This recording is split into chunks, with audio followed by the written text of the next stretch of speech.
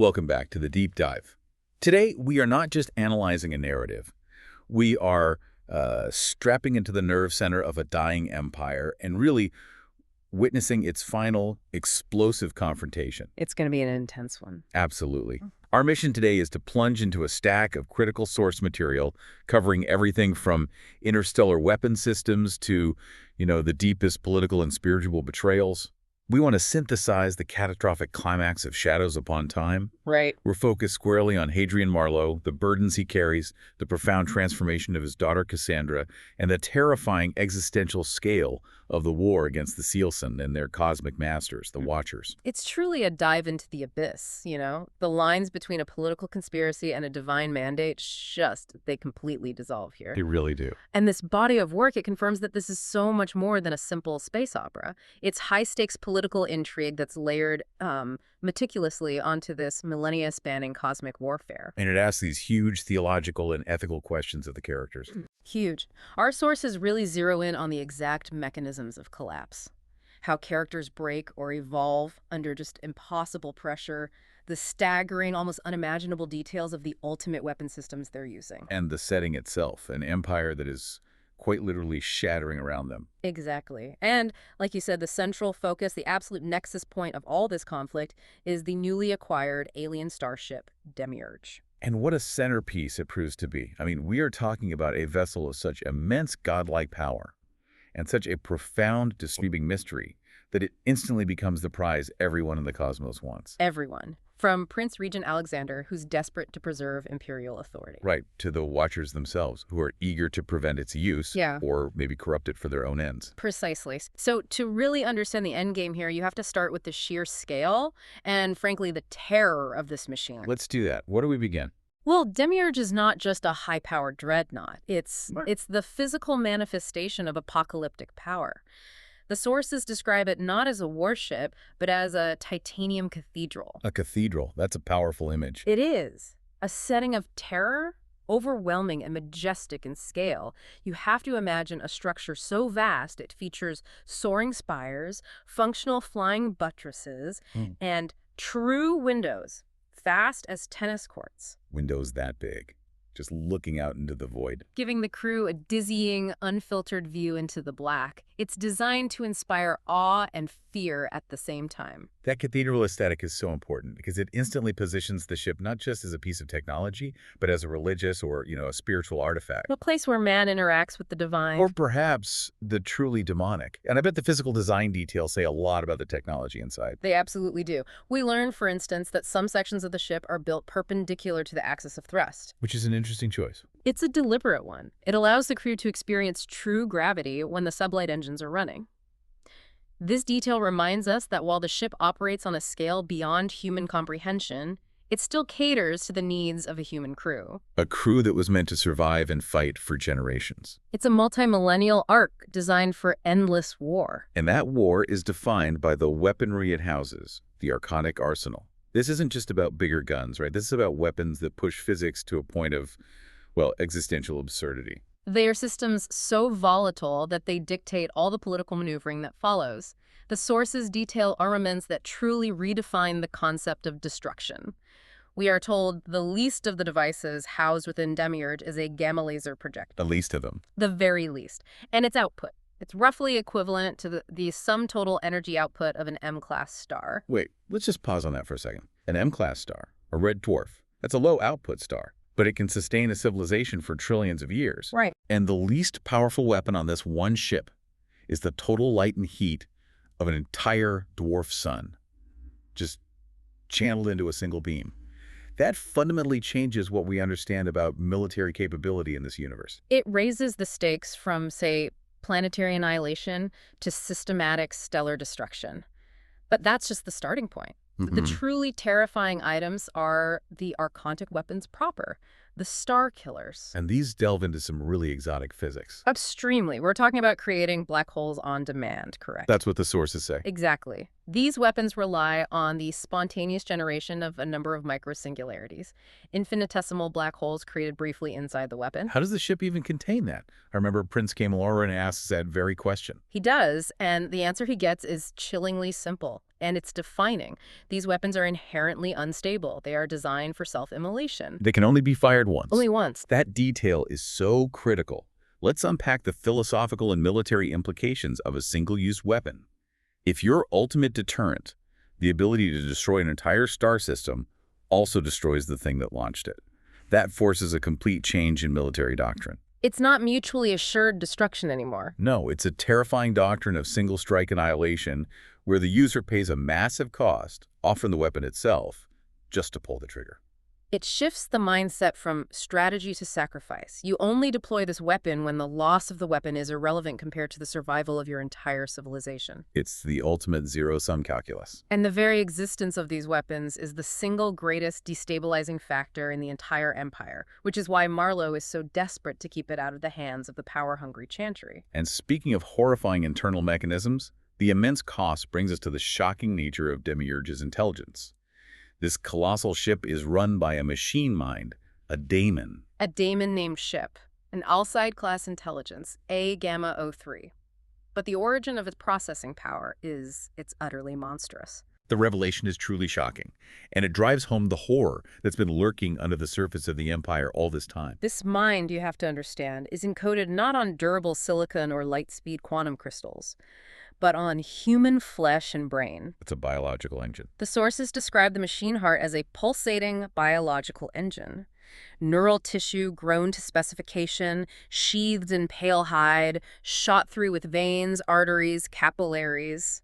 It's an organic horror show. It turns the Demiurge from a technological marvel into this gothic, organic abomination. And this, for you listening, is the key to understanding the Chantry's pervasive evil. Absolutely. Marlowe, when he's grappling with this living engine, he has this realization about its origin. The Americans are dead, the Chantry built you. This ship is an ancient living weapon built by the Empire's shadow government. Literally fueling its war machine with human life. It's horrifying. This organic core is absolutely vital because it connects the technological sophistication of the ship directly to the systemic moral decay of the Empire. The Chantry is secretly using forbidden machine intelligence and biological slavery to maintain control. All while publicly condemning the use of AIs. The hypocrisy is staggering. The daemon isn't just an operating system, it's a captive consciousness, a will that Marlowe has to constantly confront and try to tame within the warship. It also forces a really complex moment of moral reflection on Marlowe's old enemy, Karn Sagara. Yes, the source material introduces Sagara as a figure of incredible ambiguity in this final act. We discover, ironically, that the Cielcin telegraph network, The very network that allowed them to track the enemy fleet. the one that let them pinpoint their movements, was originally designed and manufactured by Sagara on Vergassos. He gave the Empire the means to find its own enemy. The ultimate tool of his enemy's destruction was created by the man who was perhaps the ultimate enemy of the Empire for 15,000 years. But the insight goes deeper, and it's tied directly back to Demiurge. It is. Marlowe has this moment of profound, quiet realization. He notes that Sagara had possession of this immense, star-killing power, the Demiurge, for more than 15,000 years. And yet, Karn Sagara did not use it. Marlowe reflects that this implies secret depth in the man, secret wisdom, secret goodness. It's a staggering moment of revisionism. it suggests that maybe the ancient tyrant protected the universe from this ultimate weapon more effectively than the official government ever could have. It creates a fascinating thematic contrast.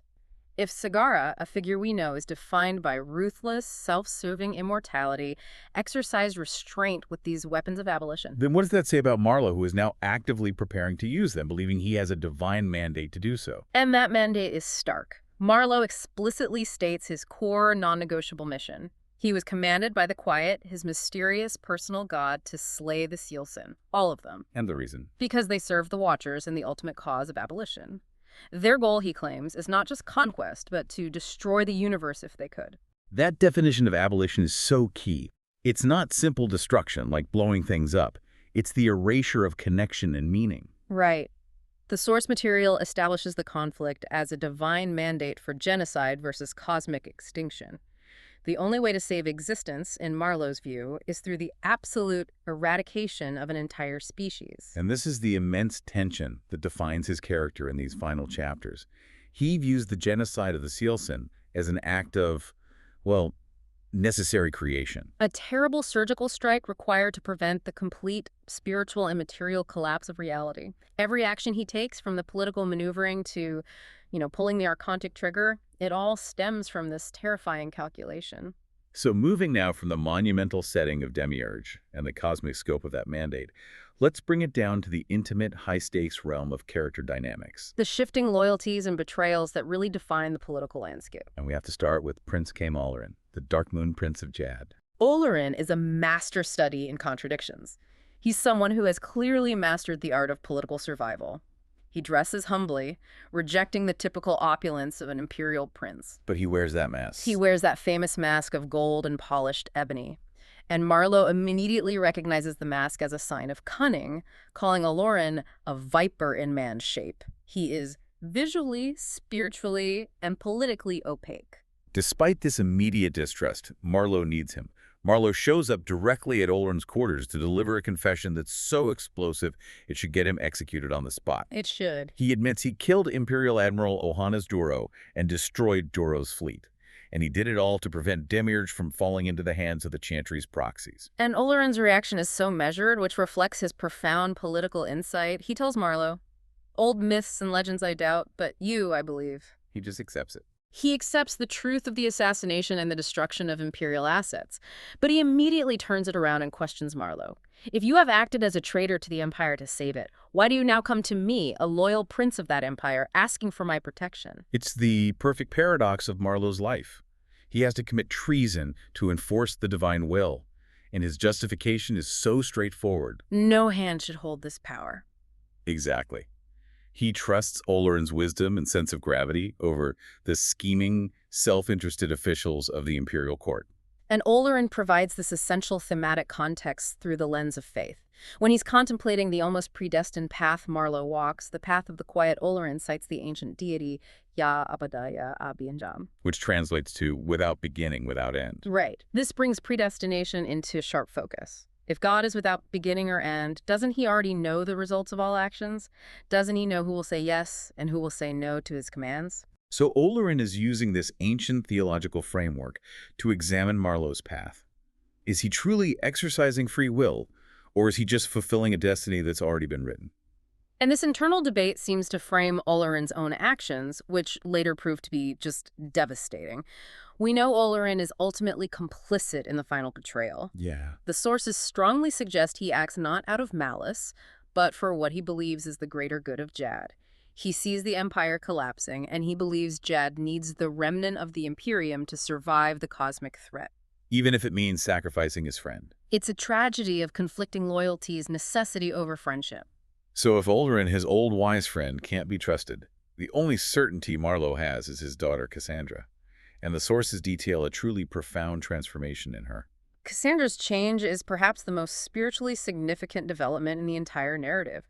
She was transformed by the Absolute, and this transformation is explicitly described as the fruit, not the germ. What does that mean exactly? It means that unlike the failed dark magi who try to physically change the body, hoping to influence the spirit, Cassandra's deep internal spiritual change transformed her body outward. She achieved the spiritual alchemy that ancient sorcerers only dreamed of. This profound spiritual maturity is then immediately contrasted with her physical vulnerability.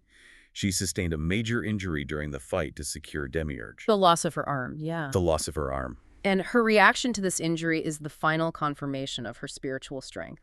She refuses to use imperial technology to regenerate the limb. Her belief is absolute. It is. She believes only the Absolute, her divine source, can restore her.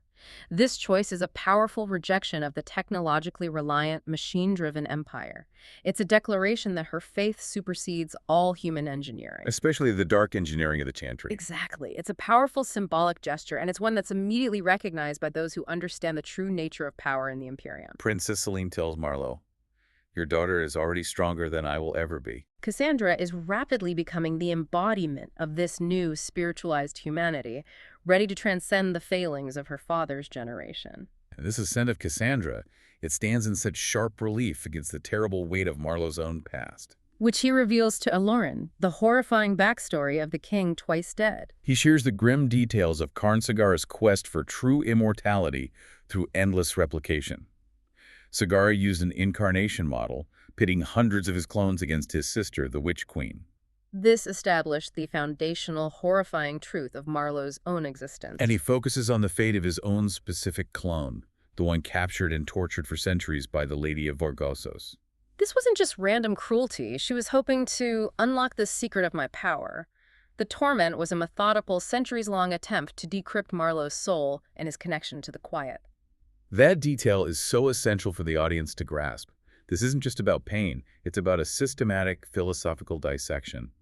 Marlowe has experienced not one life, but a succession of lives defined by horrific, calculated trauma across thousands of years. It grounds the cosmic war in a truly raw, personal reality.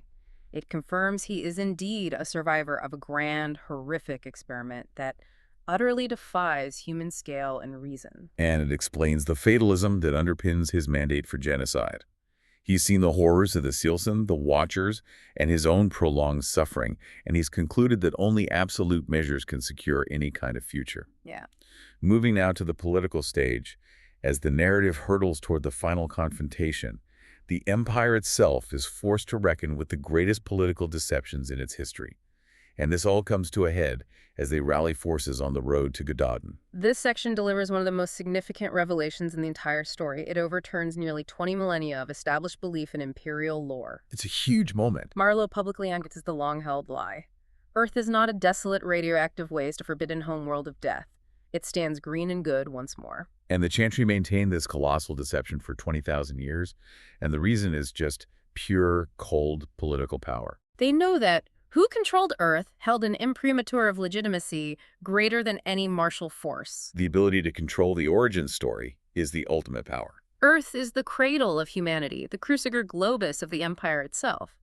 By maintaining the lie that it was a desolate, untouchable relic, the Chantry ensured that no rival power center, no prince, no general, no regional fleet could ever claim ultimate legitimacy by occupying the homeworld. This lie validated their entire 200-century reign. When Marlowe announces the truth, it doesn't just destabilize the government, it utterly destroys the foundational myth upon which the Imperium rests. It's a complete game changer, and Marlowe uses this newfound terrifying truth, along with the captured Demiurge, to force the Imperial forces to rally. Which brings them to the muster at Gadadin. Gadadin is the last hope. It's the site of the massive Imperial fleet muster, where Marlowe reconnects with indispensable allies, the pragmatic old soldier strategos Basander Lin, And the reliable Satha Kull, the Tavrosi fleet admiral. The setting is one of frantic, immense military preparation, with the Emperor's massive flagship, the Aurora, circling constantly. But the moment they arrive, the air of impending doom just thickens. They are already too late for the planned preemptive strike. Lin, the strategos, reveals that the Cielcin fleet has vanished into tactical silence. The fleet went dead, stopped signaling. That silence is more terrifying than any declaration of war, isn't it? Oh, much more. It's just a unified, disciplined, and technologically advanced enemy that has either found a way to bypass their defenses or is executing a deep, silent, strategic move. And Marlowe provides the hard numbers to quantify the threat. Citing the intelligence gained from Sagara's map, he tells them there are 1,646 Cielcin world ships. This forces the Allies to confront the scale of the quantifiable doom they face. Meanwhile, the conspiracy just deepens. The scope of the Chantry's control is exposed through the interrogation of a prisoner. Captain here soon changed, held in the brig of the Demiurge. Right. And Soon Changed, who used to be with the Chantry, exposes the mechanics of imperial governance as a total surveillance state. He dismisses SHIP, the organic AI, as a trifle, a child's toy. This AI, powered by human brains, is just a small component of a vast, unseen network. The true revelation is that the Empire survives, not through faith or martial strength, but through total, ubiquitous machine surveillance. Soon Changed explains that the gamers are everywhere, acting as your wardens, your jailers, your watchers and minders. And this is the Chantry's ultimate hypocrisy. While they preach machine abolition and the sanctity of the human spirit, they are simultaneously running a massive 20,000-year surveillance state, controlled by the very AIs they claim to have destroyed. The entire imperial civilization is a technologically advanced, ethically compromised panopticon. Marlowe realizes that their greatest weakness is the hidden enemy within, using the means they publicly condemned. He's armed with the truth now. Armed with the truth of Earth and the truth of the Chantry's control mechanisms, Marlowe makes his most dangerous political gambit at Gododin. He is appointed Auctor of the Imperium. The Emperor's living avatar, granted the ability to speak and rule with the Emperor's absolute authority, a position that's been dormant for millennia. This title makes him legally untouchable and grants him total military command. But he immediately uses this supreme authority to defy the primary political threat, Prince Regent Alexander. The scene is set in the imperial court, full of pomp and expectation. And in front of the entire assembly, Marlowe executes an act of radical rejection. He throws the revered grass crown, the highest honor for a hero of the empire, at Alexander's feet. The visual drama is monumental. He is repudiating the very notion of political ambition. He declares with full authority, "I am no usurper, I do not want your throne." This move is so incredibly calculated. It strips Alexander of his only viable political defense, the claim that Marlowe is just seizing power. Right. Marlowe forces the court to deal with the true existential threat of the Cielcin and the Watchers, rather than focusing on the political struggle for the throne. It's an act of political purification through sheer, shocking honesty, a move that relies entirely on the gravity of the cosmic war to succeed. And it works. His actions at Gododin successfully consolidate control, but the time for politics is over. Marlowe's political maneuvers rapidly transition into intense, immediate military action with the catastrophic Danu disaster. They get a desperate distress signal from Ealdorman Argo at Deepwater Outpost. The plan for waiting and planning is abandoned. Marlowe decides they have to intervene immediately. And this leads directly into the first horrifying exposure of the Watcher's psychic power. This is where the true, non-physical terror of the Watchers is displayed through Ushara, the powerful Watcher entity. It launches a massive psychic attack, not on the fleet, but on the minds of the Imperial forces. The scene is visceral and deeply disturbing. Legionnaires turn instantly against refugees, men attack their own. And we see Marlowe's trusted ally, Henrik Goschel, possessed. He's driven mad, laughing hysterically and spitting out his own tongue before Marlowe is forced to kill him to stop the spread of the corruption. The theme of corruption here is paramount. Marlowe realizes that the Watcher is capable of twisting the hearts and minds of everyone it touches, making his own troops completely unreliable. This devastating realization leads to a critical, rapid shift in Marlowe's trust parameters. Exactly. He realizes that the external enemy is less threatening than the internal compromise. He finds himself prioritizing the safety and counsel of his unlikely allies. The Cielcin captives, Romanthanu, and the pregnant Autumno. Right. He prioritizes them over his own compromised legionnaires. He explicitly states he can no longer trust Gosel's men because any one of them might have been bought by my enemies. The cosmic influence has just destroyed the very definition of friendship and loyalty. Faced with this escalating internal and external collapse, Marlowe confirms his intention to use the ultimate power he seized, the Hypernova Plan. This is the point of no return for his mandate. With 1,646 world ships now mobilized, conventional warfare means generations of devastating conflict, a slow death for the Empire. So Marlowe tells his war council that he intends to use the Archontic weapons to destroy the Cielcin fleet in one strike specifically, triggering a hypernova weapon, a device capable of collapsing a sufficiently massive star. And the terror on the faces of his most loyal allies, like Watts and Porus, it's just palpable. Porus asks the agonizing question, "You want to blow up a sun?" And Marlowe's answer, devoid of emotion, is definitive. "I want to destroy the Cielcin." This is the ultimate expression of his willingness to accept the mandate of annihilation. Ending the war in an instant, a truly terrifying calculation of necessary evil that will forever mark him. But just as this terrifying strategy is initiated, the Empire suffers its ultimate political blow. The newly operational daemon, Orphan, delivers 5 devastating words that signal the end of the Imperium as they know it. The Eternal City has fallen. This confirms Doreika's strategic genius. The massive peripheral attacks were indeed a successful feint, meant to draw the Imperial fleet to Gododin, while the main Cielcin force, guided by their Watcher patrons, struck at Forum. The spiritual, political, and material heart of the Empire. The war, politically, is already over. Before the final military strike, Marlowe confronts the dying emperor William XXIII. The emperor is afflicted with the horrific flushing plague, which is consuming his body. And in this dying moment, the emperor confirms the Chantry's 20,000-year deception regarding Earth, and in his final act of sovereignty, reconfers the title of Auctor on Marlowe, Explicitly authorizing him to use the archontic weapons to destroy the enemy. This authorization sets the stage for the final personal showdown at Darentun. Marlowe, in a terrifying display of power, first uses Demiurge to destroy the planet Iden as a warning shot. Demonstrating the absolute cost of resistance. Then he travels to the heart of Cielcin power, the massive world ship Darentun. He enters the massive, horrific Cielcin capital, where the Cielcin lords are dressed in the spoils of forum trophies taken from the now-fallen Eternal City. Marlowe confronts the prophet king Siriani Doriaika, expecting the final epic battle against the cosmic evil. But the narrative subverts all expectations here. Doriaika is immediately and shockingly killed. Not by Marlowe. Not by Marlowe, but by its own slave, a bizarre, multifaceted creature called the Hakurani, using a carved Cielcin horn. This moment is extraordinary. The Watcher, a creature of millennia spanning cosmic power, is eliminated by a figure of utter humility, a slave using a crude symbolic weapon. It completely sidesteps the hero narrative, suggesting that salvation can come from the most unexpected and lowest places. The Hakurani uses its self-sacrificial act to buy Marlowe time. Go, now. But before Marlowe can act, the ultimate personal betrayal occurs.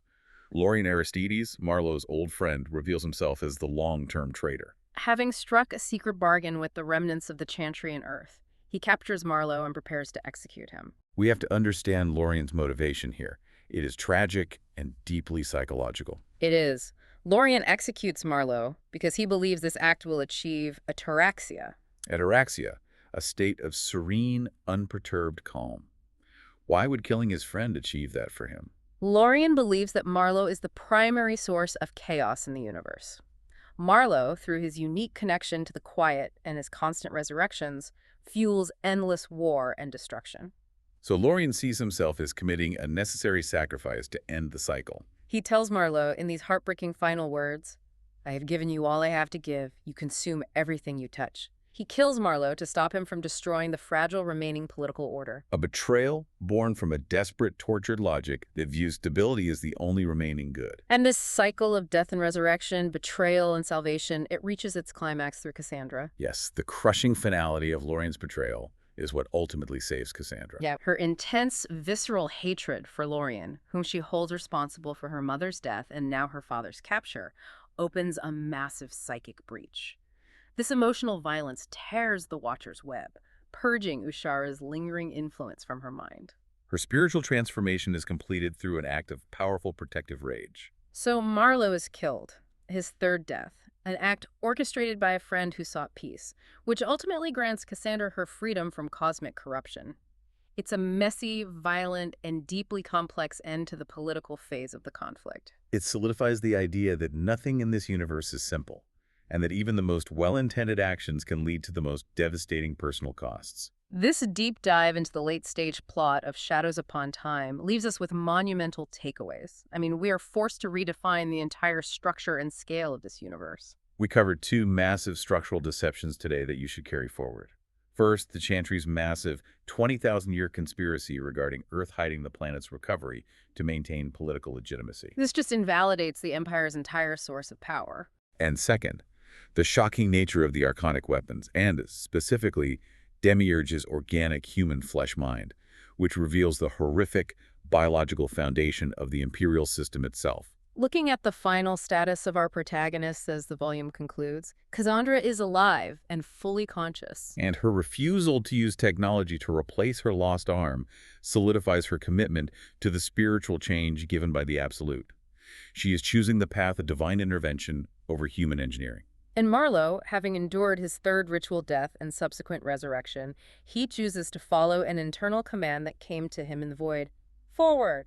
Down. This is the only instruction he follows now. Yeah, and this command signifies a path that leads away from the known boundaries of their universe, suggesting that the war against the Watchers must now take place in an even higher, more abstract reality, beyond space and time. And we should revisit the Watchers' True objective abolition. Doraika revealed they weren't seeking destruction in the sense of total annihilation, but rather chaos and disconnection. Their goal was to destroy the path to God, cutting the universe adrift from the light of the Absolute, creating an unmade kingdom of perpetual suffering and detachment. That distinction, chaos versus disconnection, rather than simply making things go boom, is the critical thematic point. It reframes the war as a spiritual conflict for the fundamental meaning of existence. If the path to the Absolute is blocked, the universe just becomes a machine of suffering. Exactly. Which brings us to our final provocative thought. The moral complexity of this entire war annihilation versus creation is crystallized by Marlowe's actions surrounding the Cielcin captives, Ramanthanu and Automno. Marlowe is acting under a divine mandate to destroy the Cielcin, all of them. Yet in a powerful moment of hesitation, he spares the pregnant Cielcin captain, Automno, and her mate. He cannot bring himself to kill the unborn child. He spares them, saying he must hope for something different, something new. So if this cosmic war is about extinction versus survival, what future does a hybrid life form, a Cielcin child born aboard the Demiurge, a vessel powered by human minds and propelled by star-killing weapons, represent? What is the true meaning of that new species forming in the heart of the ultimate weapon? It suggests that the path forward down might not lead to simple conquest or survival, but to a radical, difficult synthesis. The ultimate challenge might not be to defeat the enemy, but to incorporate the enemy into a new form of life that can transcend the war itself. That single Cielcin infant might hold the key to the new future Marlowe is fighting to secure.